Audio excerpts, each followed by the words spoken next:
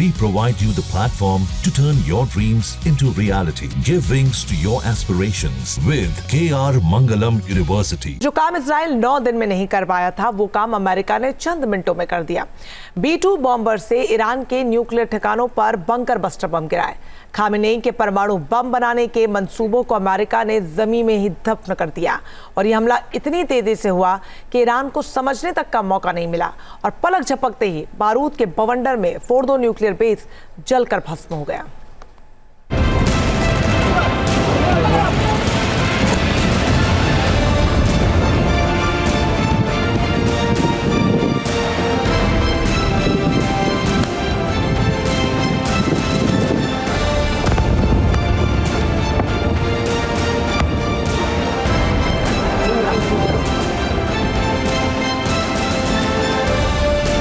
आया बारूदी बवंडर, गिरा बंकर बस्टर।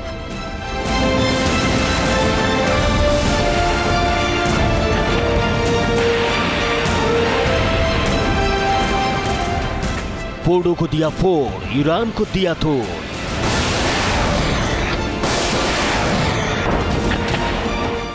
ट्रंप की बारूदी कहानी, काटा मांगे ना पानी।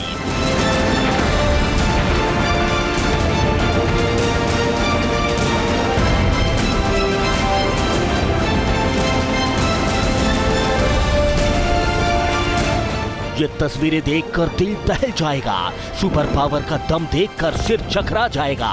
ये यूएस का डूम्सडे वाला हमला है।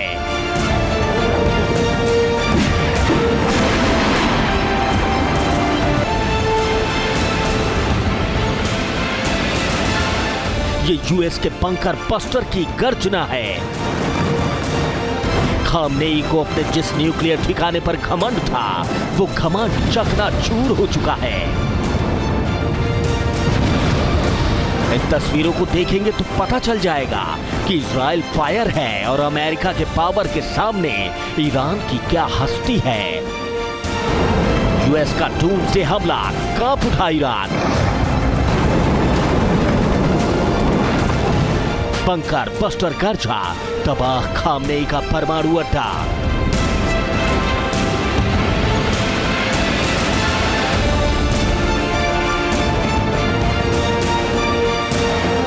GBU-57 ने दहलाया, ईरान में जलजलाया।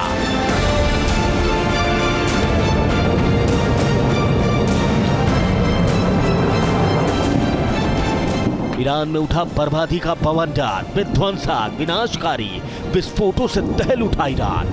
आग की ऊंची लपटों से ईरान के लोगों का कलेजा कांप उठा। धमाकों की आवाज ऐसी विकराल कि आसमान गूंज उठा।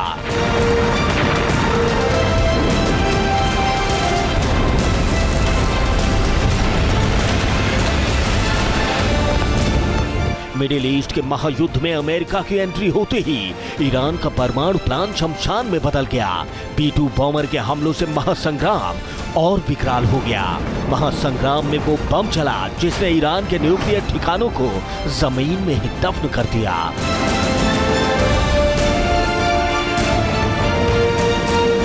वो कौन सा बंकर बस्टर बम है जिसने खामेनेई के इरादों की कब्र बना दी। जो काम इजराइल 9 दिन में नहीं कर पाया था, वो अमेरिका ने महज चंद मिनट में पूरा कर दिया। इस बारूदी कहानी की एक एक डिटेल हम आपको बताएंगे, लेकिन उससे पहले ये जान लीजिए कि ईरान में इस हमले में तबाही कितनी हुई है।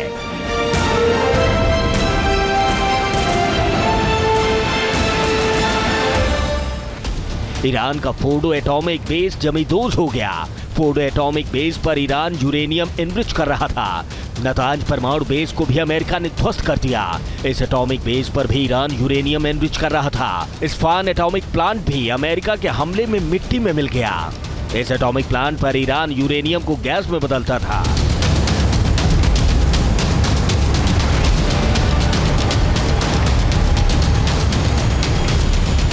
जिस परमाणु फैसिलिटी को ईरान अजेय मान रहा था, उसे अमेरिका ने पल भर में ही खत्म कर दिया। अमेरिका ने दुनिया के आगे ऐलान कर दिया कि ईरान का परमाणु प्लान भस्मीभूत हो चुका है।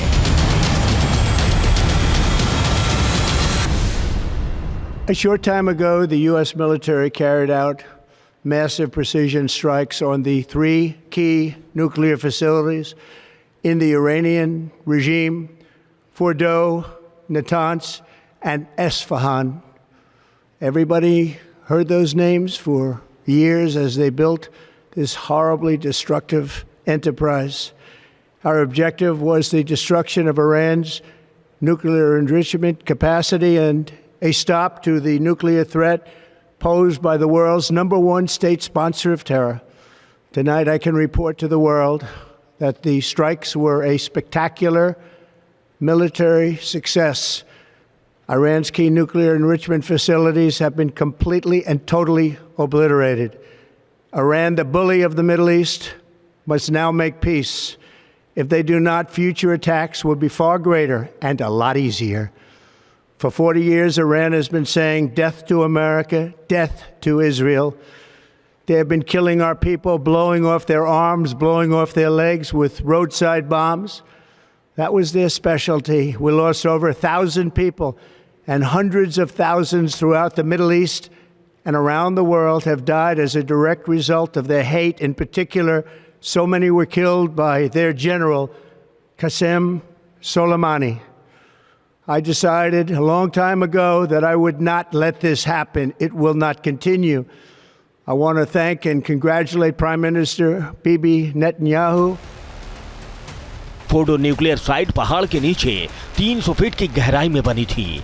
इस न्यूक्लियर साइट को परमाणु बम के हमले से भी सुरक्षित होने का दावा था, लेकिन GBU-57 बमों के धमाकों से बरसे बारूद ने सब कुछ तहस नहस कर दिया।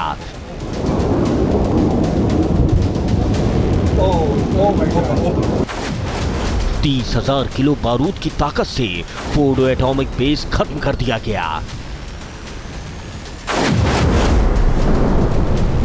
ईरान के फोर्डो एटॉमिक बेस पर 12 बंकर बस्टर बमों से हमला हुआ।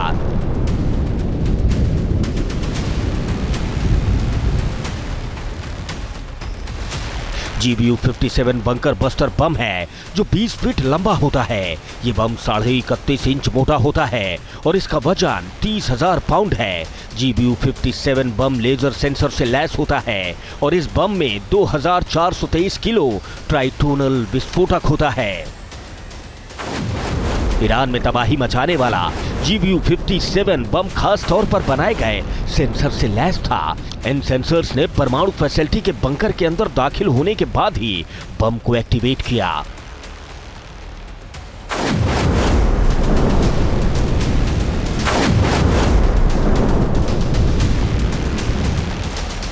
फोर्डो को बर्बाद करने वाले GBU-57 बम में खास फ्यूज लगा हुआ था। इस फ्यूज ने 200 फीट गहराई में बने एटॉमिक फैसिलिटी बंकर को पेनिट्रेट किया। 200 फीट गहराई में जब फ्यूज जमीन से टकराया तब GBU-57 में विस्फोट हुआ।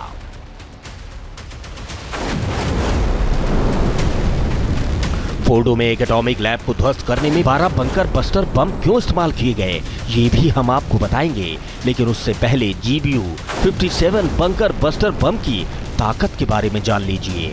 बंकर बस्टर बम तो रूस के पास भी मौजूद है, लेकिन जो बम अमेरिका के पास है वैसा दुनिया में किसी दूसरे मुल्क के पास नहीं।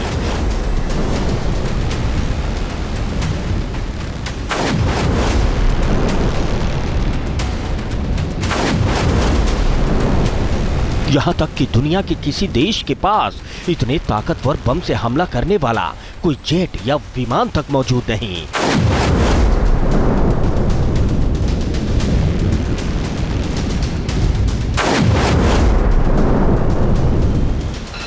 GBU-57 बंकर बस्टर बम सिर्फ B-2 बॉम्बर विमानों से ही गिराया जा सकता है। अमेरिका के पास मौजूद B-1 और B-52 बॉम्बर भी इस बम से हमला नहीं कर सकते।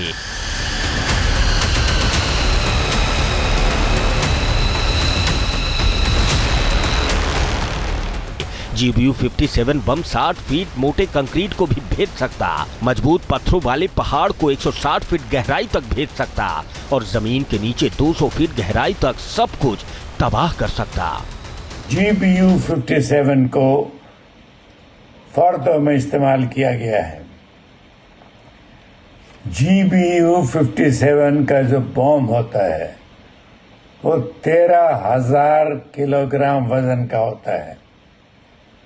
इसको 12.5 किलोमीटर की ऊंचाई से पिन पॉइंट टारगेट पे गिराया जाता है।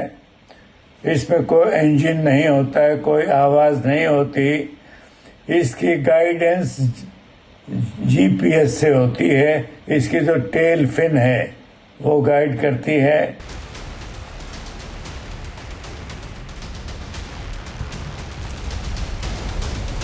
अब ये भी जान लीजिए इस हमले में 12 GBU-57 बमों का इस्तेमाल क्यों किया गया। दरअसल दुनिया का सबसे ताकतवर बंकर बस्टर बम होने के बावजूद GBU-57 बम 200 फीट गहराई तक ही हमला कर सकता है, जबकि ईरान का फोर्डो परमाणु ठिकाना जमीन से 295 से 300 फीट नीचे होने का दावा किया जाता है। माना जा रहा है कि फोर्डो को पूरी तरह तबाह करने के लिए 12 बंकर बस्टर इस्तेमाल किए गए ताकि ये फैसिलिटी दोबारा कभी चालू ही न हो सके।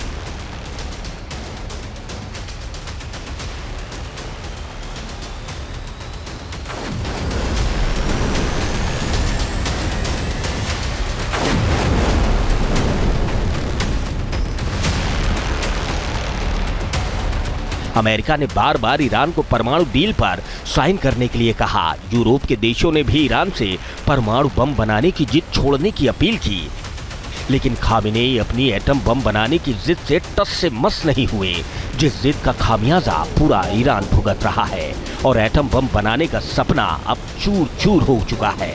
अमेरिका के हमले के बाद ईरान कह रहा है कि अमेरिका को अंजाम भुगतना होगा, लेकिन दुनिया के किसी दूसरे मुल्क से ईरान को सीधी मदद मिलने की उम्मीद ना के बराबर है।